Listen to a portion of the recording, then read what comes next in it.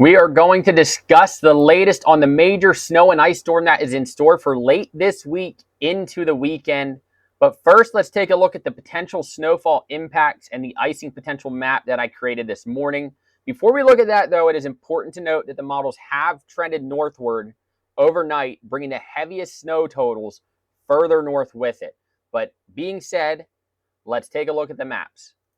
Here is the snowfall impacts map that I created this morning. And I placed a significant impacts region here in pink from Oklahoma through Kentucky into the mid-Atlantic.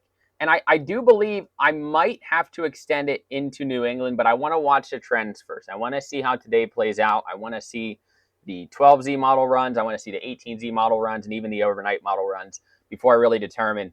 But the trend is northward, so that brings the heaviest snow totals further north, putting this region here in pink, like I said, extending from Oklahoma to the mid-Atlantic into south central and southeastern Pennsylvania in the bullseye zone with the heaviest snow totals. It's too early to talk exact amounts, but just know that it's going to be significant snow. And then in dark blue, I put moderate impacts, and then light blue, I put low impacts. But let's not forget about the crippling ice potential, where somewhere from Texas to the Carolinas could see over 1 inch of ice accretion, which could lead to downed power lines and trees and long duration power outages.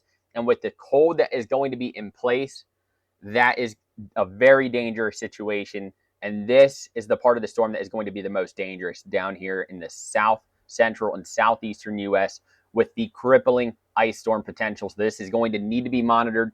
Stay tuned for further updates. But now, let's take a look at what the models are showing. Let's get to the interesting stuff. We're going to start by looking at the Euro model, upper air map, 500 millibar, and vorticity. And I want to show you something here. Look at this polar vortex. I mean, we're going to have cold air, cold Arctic air funneling south into the U.S. ahead of this storm. And then here is the energy that is going to bring the storm. And here is the northern piece of energy. That is going to be the steering mechanism for the storm. And models are coming to a much better agreement that this northern piece digs south and steers this energy, this storm, to the north and east, bringing a shield of snow much further north than what was being shown even just the other day. And it's also going to be because this is a very interesting setup. It really reminds me of the 2016 blizzard setup that brought upwards of 3 feet of snow to different areas.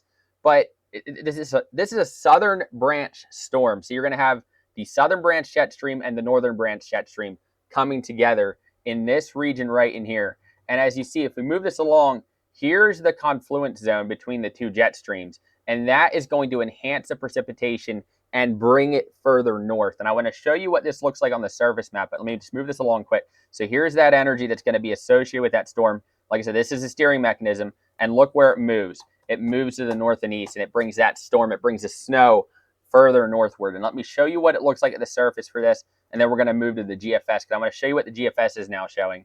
So here's our storm, and look at this. In pink, you're going to have, like I said, crippling ice storm. I mean, that's going to be a crippling ice storm. But then you're going to have significant snow on the northern end of this storm system, as you're going to get the warm, moist air overriding that cold Arctic air. You're just going to get a huge shield of precipitation with this storm. And then look at this. Look at this heavy snow with crippling ice here into Tennessee, into Kentucky, into portions of Virginia and the Carolinas. And then you get this really heavy snow. I mean, it's going to thump snow somewhere. Let's move this along here. Look at this. Look at this. Look how far north it gets, and then it kind of rides up the coast, and you get significant snowfall. Let's, you know what? I'm going to show you the snowfall totals.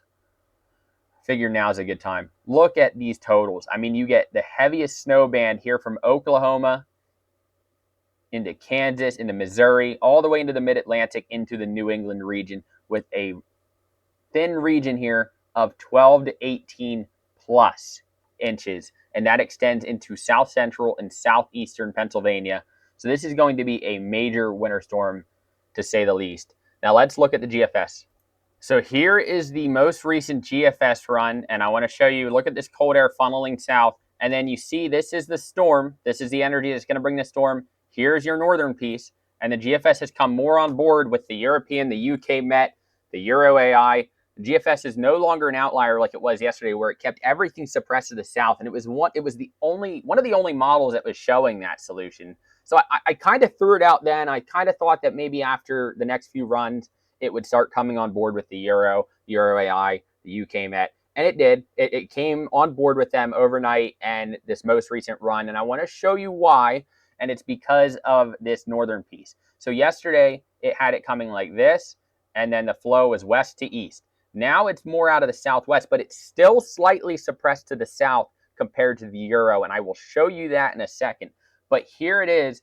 You get this northern piece to dig south. It steers the storm up to the northeast just like that, and there's the energy. That's the storm, and you get a nice snowstorm and a crippling ice storm with this. But let me show you what it looks like at the surface, and then we're going to back it up one more time because I want to show you what the difference is between the Euro and the GFS. But let's look at the surface map here. And here's your storm. There it is. Look at that. And it's not as strong as the European, but it's fairly similar now. I mean, it's way more on board than what it was yesterday. I mean, it's still slightly to the south. I mean, look at that. I'm going to go back to the Euro. Euro is a little bit further north, but it's still, it's fairly similar at this point. The models are coming to more of an agreement on this storm system. But I want to show you why it's still slightly south, and that's because of the upper air.